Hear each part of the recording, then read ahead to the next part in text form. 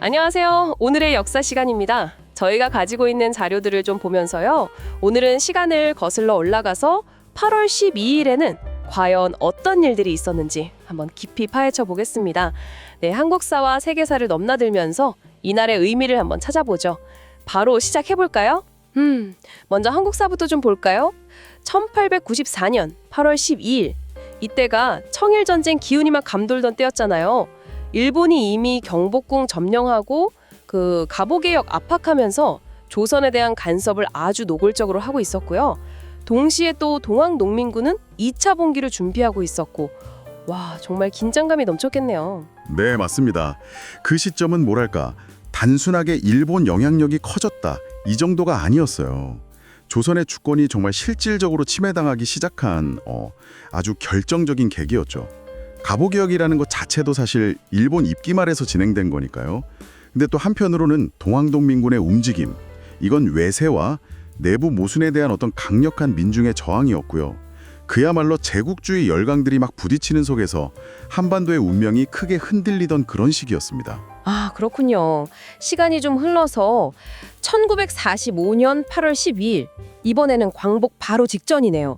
히로시마, 나가사키에 원폭 투하되고 소련도 참전하고 일본 패망이 거의 확실해지니까 국내외 독립운동가들이 굉장히 바쁘게 움직였죠.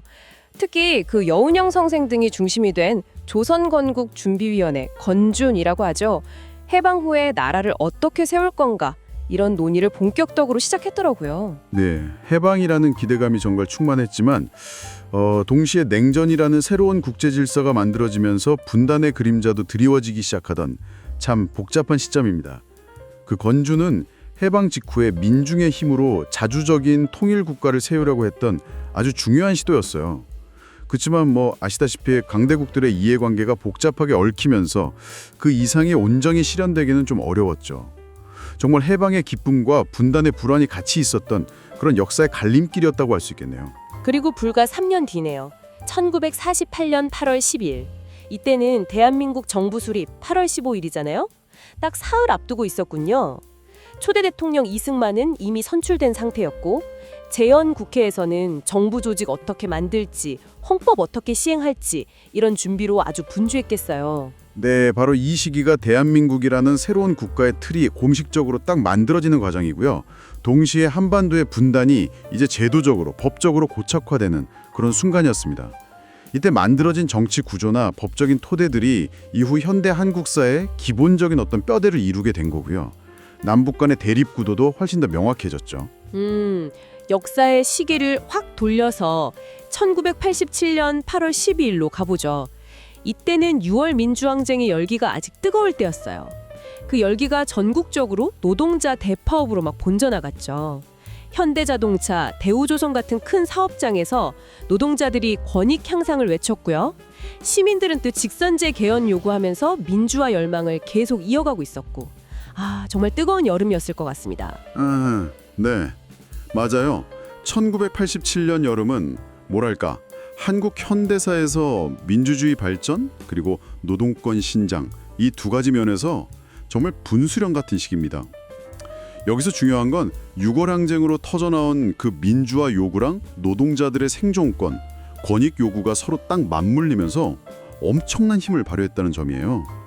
시민하고 노동자가 어떻게 연대해서 사회 구조적인 변화를 이끌어낼 수 있는지를 아주 극명하게 보여준 사례죠. 이건 뭐랄까, 사회 발전의 진짜 힘은 어디서 오는가? 이런 질문을 던지게 하는 것 같아요. 네, 그렇군요. 이제 세계사 쪽으로 한번 눈을 돌려볼까요? 아주 오래전인데요. 1099년 8월 12일입니다. 제1차 십자군이 이집트 파티마 왕조를 상대로 아스칼론 전투에서 아주 결정적인 승리를 거뒀다고 나와 있네요. 예루살렘 점령한 바로 직후였군요. 네, 이 아스칼론 전투, 이게 십자군이 레반트 지역, 그러니까 지금의 중동 지역에서 군사적인 우위를 딱 잡고 그들의 지배력을 공고히 하는 데 아주 결정적인 역할을 했습니다. 예루살렘 왕국 같은 그런 십자군 국가들이 세워지고 유지될 수 있는 기반을 마련한 거고요.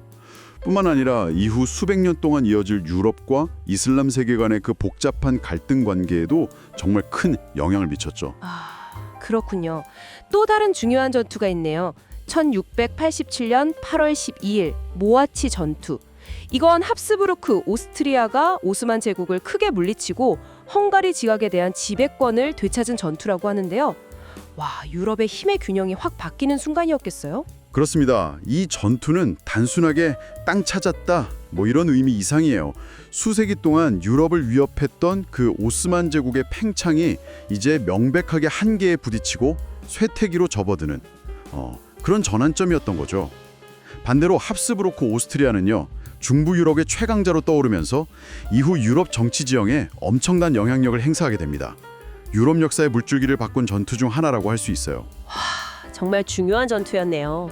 그리고 비교적 최근으로 와서 1981년 8월 12일. 이건 저도 좀 아는데요. 바로 IBM이 최초의 퍼스널 컴퓨터라고 할 수 있는 IBM PC 모델 5150을 세상에 내놓은 날입니다. 야, 지금 우리가 너무나 당연하게 쓰는 이 개인용 컴퓨터 시대의 그 시작을 알린 상징적인 날이네요. 네. 바로 그 점이 정말 흥미롭습니다. IBM PC 등장은요. 그냥 뭐 새로운 기술 제품 하나 나왔다? 이게 아니었어요. 특히 그 개방형 아키텍처 전략이라고 하죠. 다른 회사들도 호환되는 부품이나 소프트웨어를 만들 수 있게 문을 열어준 거. 이게 핵심이었습니다. 이게 PC 산업 생태계 자체를 완전히 폭발적으로 성장시켰고요. 결과적으로 컴퓨터라는 걸 전문가들의 도구에서 모든 개인의 도구로 바꾸어 놓은 거죠. 정보 접근성, 일하는 방식, 소통 방식까지. 와, 우리 삶의 거의 모든 걸 근본적으로 변화시킨 디지털 혁명의 기폭제였다고 봐야 합니다. 네, 이렇게 8월 10일 하루에 있었던 정말 다양한 사건들을 짚어봤습니다. 한국사에서는 그야말로 격동의 근현대사를 관통하는 주권 상실과 회복, 또 분단과 민주화 열망 같은 변화의 순간들이 있었고요. 세계사적으로 보면 아주 오랜 시간에 걸친 제국 간의 충돌, 힘의 이동, 그리고 또 우리 시대를 정의하는 기술 혁신의 씨앗이 뿌려진 날이기도 했네요. 이걸 다 종합해보면 어떤 의미를 찾을 수 있을까요? 오늘 쭉 살펴본 것처럼요. 역사의 하루하루 안에는 정말 수많은 층위가 겹쳐져 있는 것 같아요. 뭐 거대한 전쟁이나 혁명, 국가 시스템의 변화, 기술의 발전 같은 큰 흐름 속에서 결국 개인과 집단의 선택들이 모여서 역사의 물줄기를 만들어가는 거죠. 여기서 한 걸음 더 나아가서 생각해 볼 점은 이런 거 아닐까요? 예를 들어 수백 년 전 중동에서의 전투 결과가 오늘날의 국제 정세에 어떤 식으로든 영향을 미치고 있을 수 있다는 점. 혹은 불과 몇십 년 전 어떤 기업의 기술적인 결정 하나가 지금 우리의 일상, 심지어 생각하는 방식까지 어떻게 규정하고 있는지. 과거의 선택들이 만들어낸 현재의 모습, 그 연결고리를 한번 곱씹어 보는 것. 그게 역사를 돌아보는 재미이자 의미가 아닐까 싶습니다.